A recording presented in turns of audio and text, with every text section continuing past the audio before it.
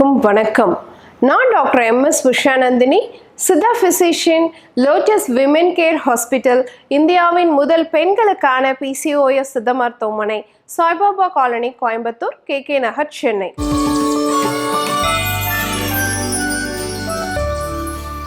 இனியவை இந்த நிகழ்ச்சியில தொடர்ந்து நம்ம பெண்கள் சார்ந்த பல ஆரோக்கிய குறிப்புகளை பார்த்துட்டு வரங்க. அந்த வகையில இன்னைக்கு நம்ம சொல்லக்கூடியது, இன்னைக்கு நிறைய இளம் பெண்களுக்கு, குறிப்பா இன்னைக்கு 35 வயது கடந்த பெண்கள் கூட நிறைய பேர் இந்த பிம்பிள்ஸ்ன்னு சொல்லக்கூடிய முகப்பருனால கஷ்டப்படுறோம் இல்லையா? ஸோ இந்த ஆக்னிஸ், பிம்பிள்ஸ், முகப்பருக்கள் இதெல்லாம் உருவாகிறதுக்கான காரணம் என்ன, வீட்டில் இருந்தபடி நீங்கள் இதை சரி பண்ணிக்கிறதுக்கு என்ன பண்ணலாம் அப்படிங்கிறத பற்றி தான் இன்னைக்கு நிகழ்ச்சியில் நம்ம பார்க்க போகிறோம். நிறைய பேருக்கு பார்த்தீங்க அப்படின்னு சொன்னால், உங்களுடைய டேண்ட்ரஃப் காரணமாக, உங்களுடைய தலையில் இருக்கக்கூடிய டேண்ட்ரஃப் காரணமாகவே பிம்பிள்ஸ் நிறைய வரதுக்கு வாய்ப்பு இருக்குது. ஸோ நம்ம நிறைய பேர் பிம்பிள்ஸ்க்கான ட்ரீட்மெண்ட் எடுத்துகிட்டு இருப்போம், ஆனால் டேண்ட்ரஃப் பற்றி யோசிக்க மாட்டோம். ஸோ டேண்ட்ரஃப் நிறைய வருது அப்படின்னு சொன்னாலே கண்டிப்பாக பிம்பிள்ஸ் அடிக்கடி வரதுக்கான சான்சஸ் இருக்குது.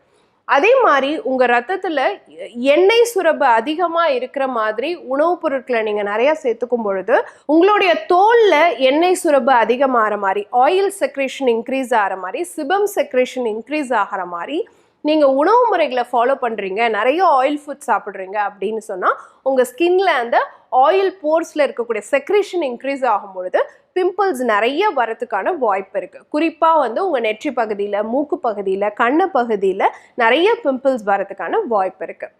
அப்புறம் நிறைய பெண்களுக்கு பார்த்தீங்க அப்படின்னு சொன்னால் இந்த கண்ண பகுதிகள்லையும் தாடை பகுதிகள்லையும் பிம்பிள்ஸ் வரும்.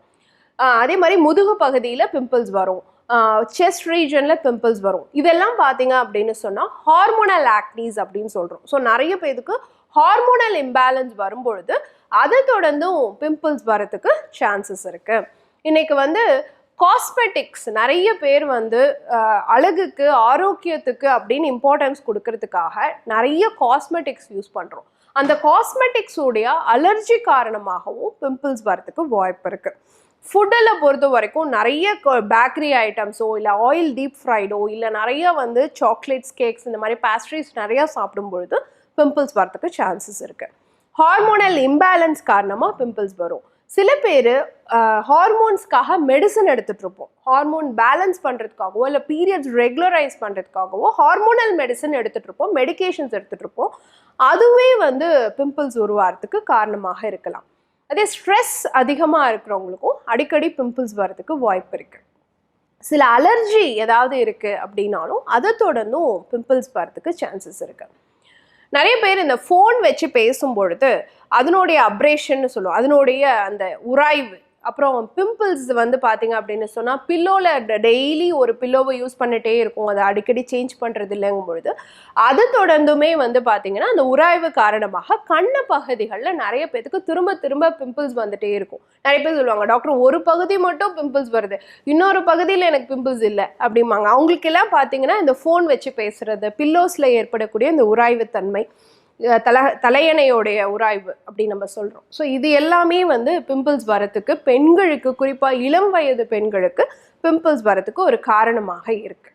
அப்போது இதை நிவர்த்தி பண்ணுறதுக்கு என்ன பண்ணலாம்?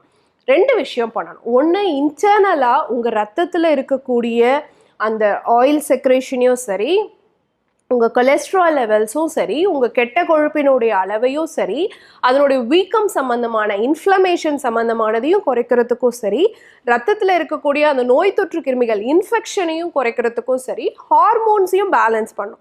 இது எல்லாத்துக்கும் சேர்த்து ஒரு டீ நீங்கள் டெய்லி எடுத்துகிட்டு வரணும். பிம்பிள்ஸ் இருக்கிறவங்க என்ன டீ எடுக்கலாம்? மஞ்சள் 2 சிட்டிகை, மிளகுத்தூள் 2 சிட்டிகை, இதை தண்ணியில் போட்டு நல்லா கொதிக்க வச்சு ரூம் டெம்பரேச்சர் வந்த பிறகு கொஞ்சமாக நீங்கள் அதில் லெமன் பிழிஞ்சிட்டு தேன் கலந்து சிப் பண்ணி ஒரு டீ மாதிரி குடிக்கணும். இந்த மாதிரி குடிக்கும் பொழுது உங்கள் ரத்தத்தில் இன்ஃப்ளமேஷன் குறையும், இன்ஃபெக்ஷன் குறையும், விட்டமின் சி நிறைந்த பானமாக இருக்கிறதுனால உங்கள் ஸ்கின் டிஷ்யூஸ் ரிப்பேர் ஆகும். அப்போது அந்த ஆக்னிஸோட மார்க்கிங்ஸ் வருது இல்லையா, பிம்பிள்ஸ் கூட பிரச்சனை இல்லை டாக்டர், அந்த பிம்பிள்ஸ் போன பிறகு ஒரு மார்க்கிங் வருது, அதுதான் ரொம்ப கஷ்டமாக இருக்குதுன்னு நிறைய பேர் சொல்கிறோம். அந்த மார்க்கிங்ஸ் எல்லாமே இந்த டீ எடுக்கும் பொழுது குறையறதுக்கு சான்சஸ் இருக்குது. அதே போல் எக்ஸ்டர்னலாக நான் ஏதாவது பண்ணிக்கணும் டாக்டர் அப்படின்னு சொல்லி கேட்டிங்கன்னா, நாட்டு மருந்து கடைகளில் மாசிக்காய் அப்படின்னு கிடைக்கும்.